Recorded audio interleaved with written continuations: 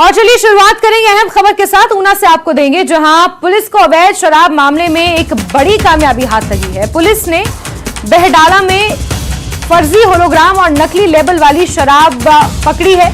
आरोपियों की निशानदेही पर एक बंद फैक्ट्री के प्लॉट पर भी छापा मारा है। 375 पेटी देसी शराब बरामद की गई है। पुलिस जांच कर रही है और 375 पेटियों में रखी गई शराब की बोतल पर लगे होलोग्राम और लेबल्स भी नकली है या असली, इस एंगल से भी जांच की जा रही है। और आरोपियों की निशानदेही पर एक प्लांट का भी पता चला है जहां पर भारी मात्रा में शराब बरामद हुई है। होलोग्राम और लेबल्स को भी खंगाला जा रहा है, उनकी भी पहचान की जा रही है। 45 पेटियों संग कुछ आरोपियों को भी गिरफ्तार किया गया है। पुलिस की टीम जांच में जुटी हुई है। ऊना से इस वक्त की अहम खबर आपको दे रहे हैं जहां पुलिस को अवैध शराब मामले में एक बड़ी कामयाबी हाथ लगी है। बहडाला में फर्जी होलोग्राम और नकली लेबल वाली शराब को दबोचा गया है। आरोपियों की निशानदेही पर एक बंद फैक्ट्री के प्लांट को भी खंगाला जा रहा है। और दिनांक 27/5/2023 को पुलिस स्टेशन सदर ऊना की टीम द्वारा बेढाला नामक स्थान पर चेकिंग के दौरान बोलेरो गाड़ी से 45 पेटियां अवैध शराब की बरामद हुई थी। आरोपियों को जो है इसमें 2 आरोपियों को गिरफ्तार किया गया था और माननीय अदालत से उनका 4 दिन का रिमांड लिया गया है।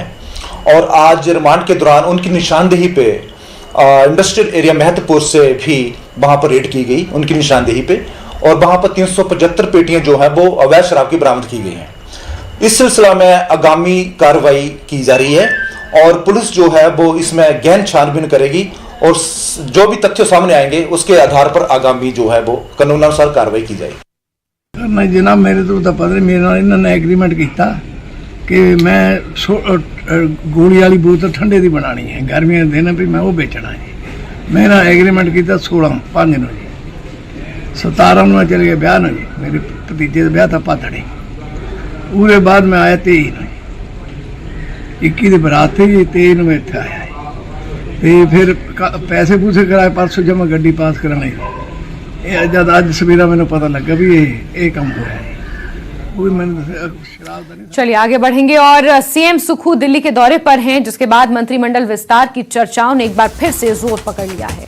बोर्ड और निगमों में खाली पड़े पदों को लेकर भी चर्चा हो सकती है। इसके अलावा सीएम सुखू ने देर रात दिल्ली के सीएम अरविंद केजरीवाल से भी मुलाकात की। वहीं उनका आज वित्त मंत्री से मिलने का कार्यक्रम तय है। तो आपको बता दें, एक बार फिर से सीएम सुखू दिल्ली के दौरे पर पहुंचे हुए हैं और इसी के साथ मंत्रिमंडल विस्तार की चर्चाएं भी तेज हो गई हैं। वहीं कई मंडलों और निगमों में खाली पड़े पदों को भी भरने की बात कही जा रही है।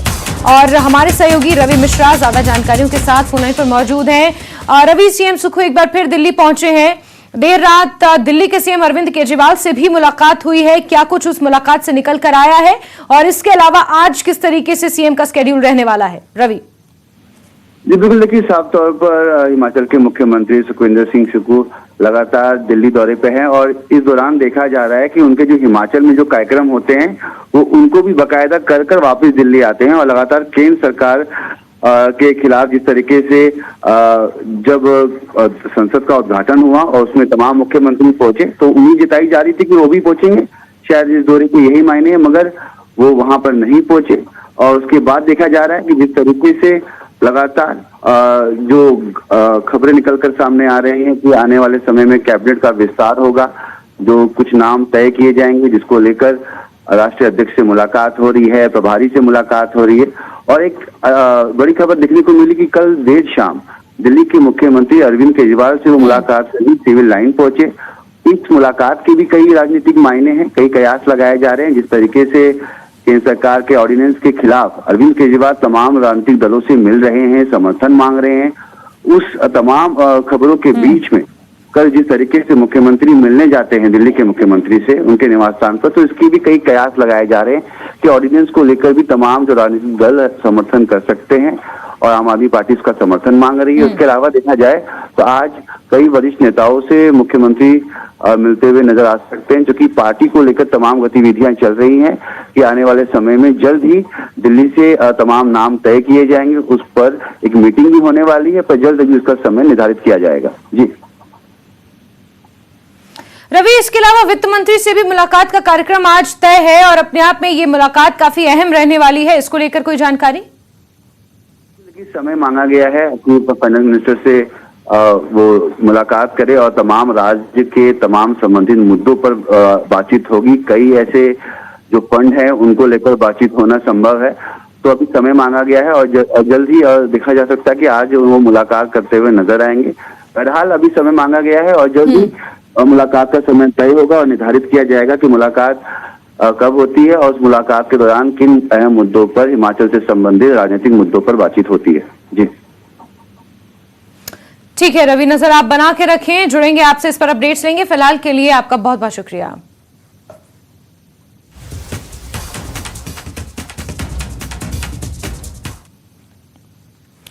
चलिए आगे बढ़ते हैं और बात एक और अहम खबर की, जहां एनपीए बंद करने के फैसले के खिलाफ शिमला समेत हिमाचल में कई जगहों पर अस्पतालों में डॉक्टर्स 2 घंटे की पेन डाउन स्ट्राइक पर रहेंगे।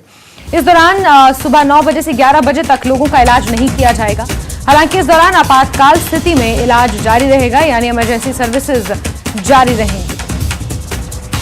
साथ ही आपको ये बता दें कि शिमला में हर दिन आईजीएमसी में करीब 3 से 4 हजार मरीज ओपीडी में अपना इलाज करवाने आते हैं। ऐसे में मरीजों को सामना करना पड़ सकता है। डॉक्टरों ने कहा है कि उनकी स्ट्राइक तब तक चलेगी जब तक कि सरकार एनपीए बंद करने की अधिसूचना को वापस नहीं ले लेती। तो बड़ी खबर आपको बता रहे हैं, जैसा कि डॉक्टर्स ने तय किया था कि एनपीए को बंद करने के फैसले के खिलाफ वो पेन डाउन स्ट्राइक पर जाएंगे 29 मई से।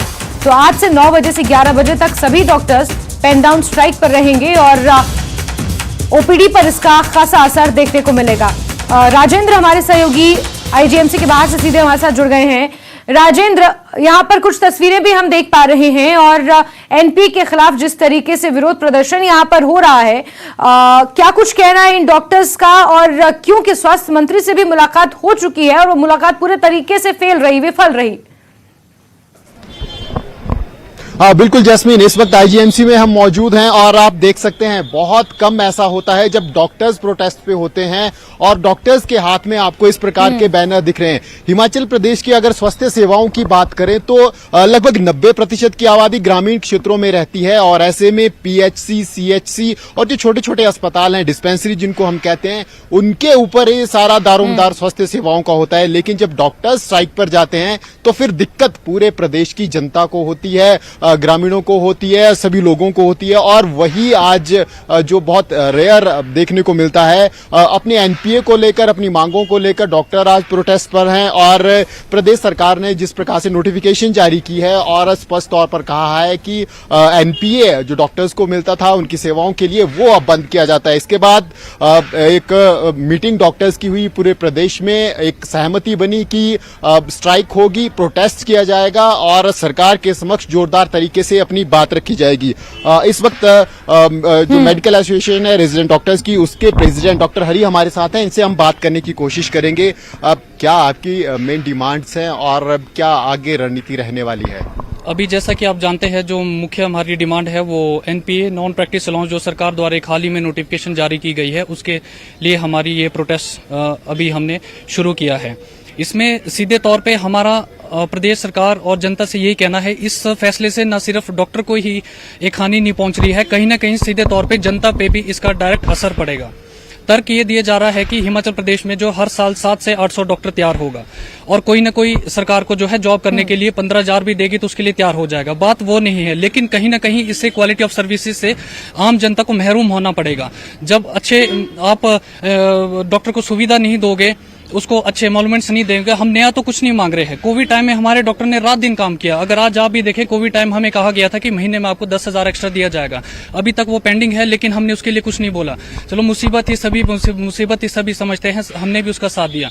लेकिन आज जो एनपीए जो दिया जा रहा था 1980 से लेकर 70 से लेकर, उसे भी आज खत्म किया जा रहा है, बंद किया जा रहा है। वो तर्क ये दिया जा रहा है कि जो नए प्रशिक्षु छात्र है वो उस पर लागू होगा। मुद्दा ये नहीं है, लेकिन हम जो है, चाहे सीनियर डॉक्टर्स है, हम जो है अपनी कौम के लिए आखिरी दम तक लड़ेंगे जब तक हमारे हितों की रक्षा नहीं की जाएगी।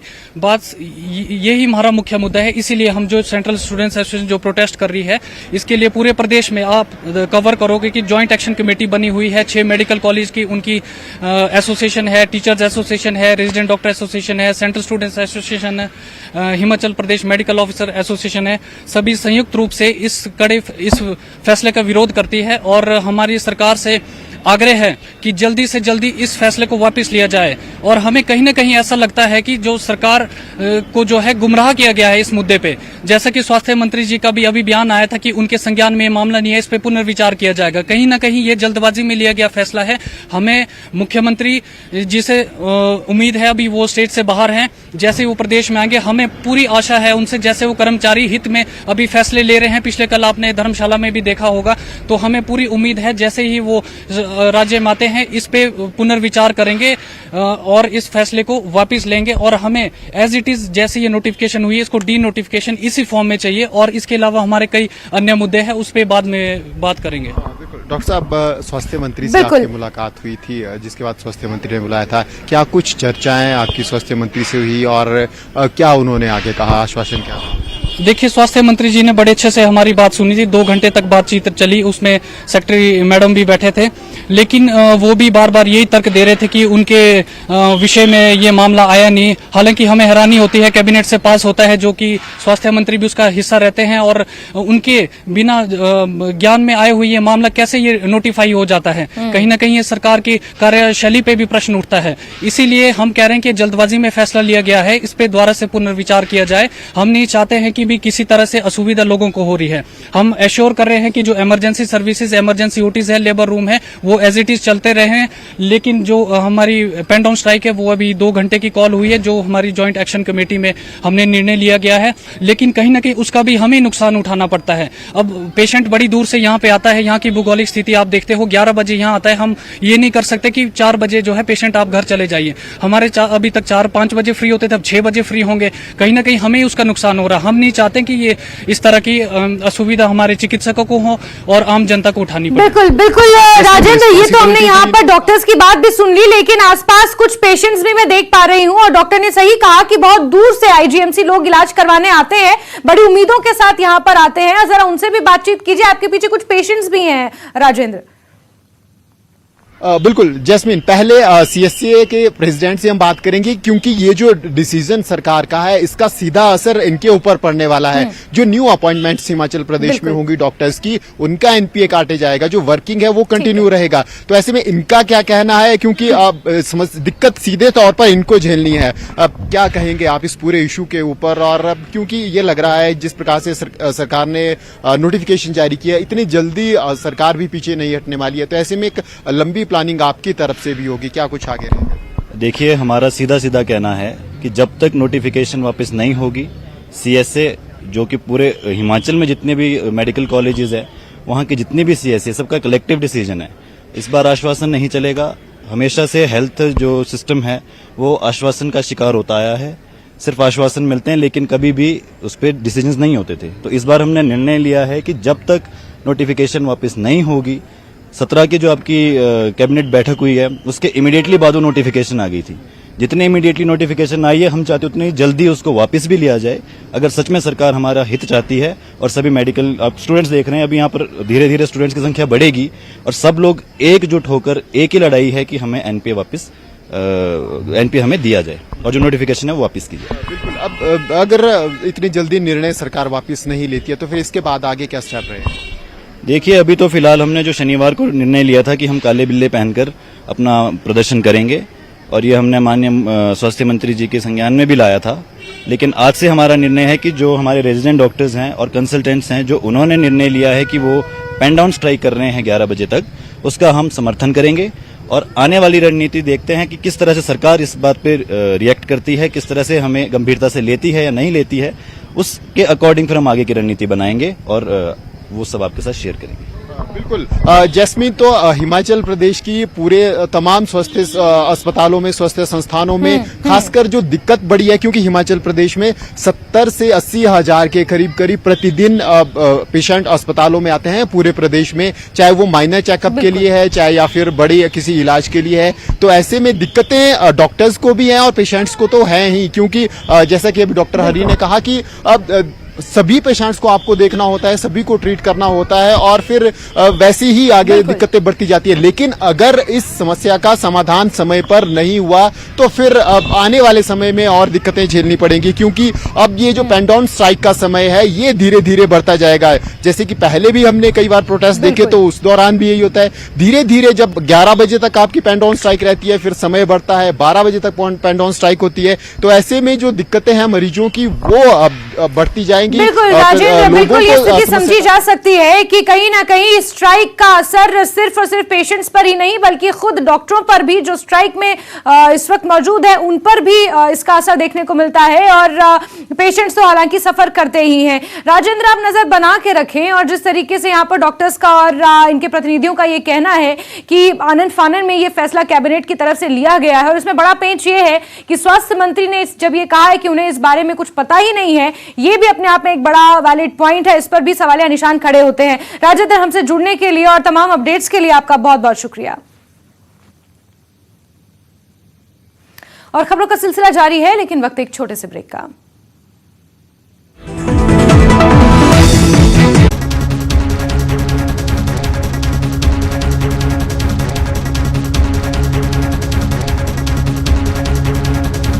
पेट सफा आयुर्वेदिक चूर्ण, पेट सफा तो हर रोग दफा।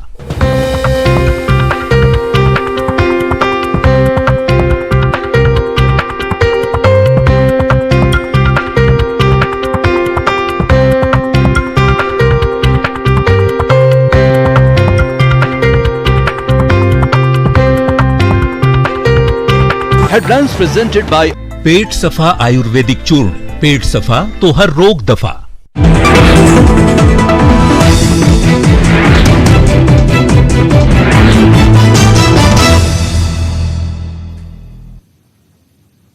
और ब्रेक के बाद खबरों के सिलसिले को आगे बढ़ाते हैं। मंडी के जोनल हॉस्पिटल में बीते 2 महीनों से अल्ट्रासाउंड की 3 आधुनिक मशीनें धूल फांक रही हैं। कारण यहां रेडियोलॉजिस्ट का ना होना। जो रेडियोलॉजिस्ट यहां तैनात थे, उन्होंने 31 मार्च को अपनी नौकरी से इस्तीफा दे दिया। उसके बाद से ही ये पद यहां खाली चल रहा है। हॉस्पिटल में आ रहे मरीजों को अगर अल्ट्रासाउंड के लिए कहा जाता है तो उन्हें निजी सेंटर का रुख करना पड़ता है, जिससे हजारों रुपए खर्च हो रहे हैं। एमएस डॉक्टर धर्म सिंह वर्मा ने बताया कि हॉस्पिटल में अल्ट्रासाउंड की 3 हाईटेक मशीनें हैं, लेकिन रेडियोलॉजिस्ट का पद खाली चल रहा है।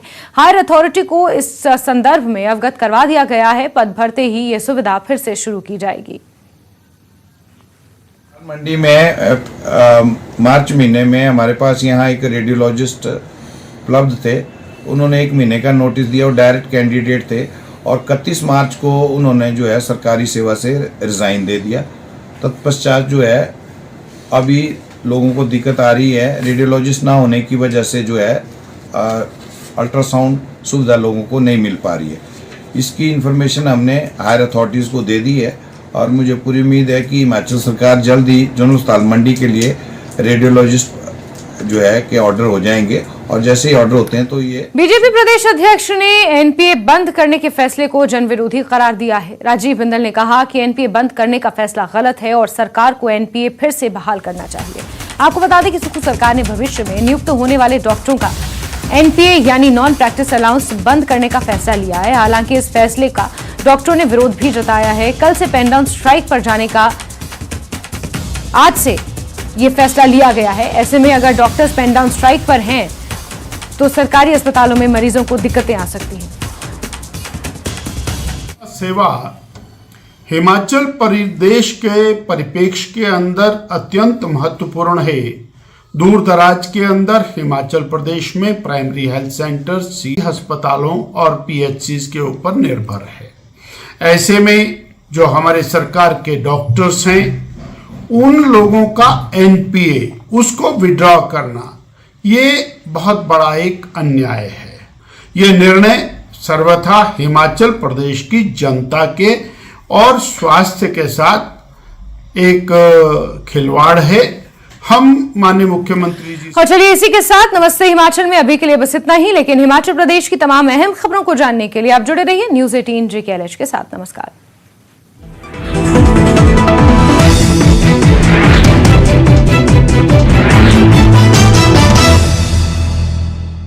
हेडलाइंस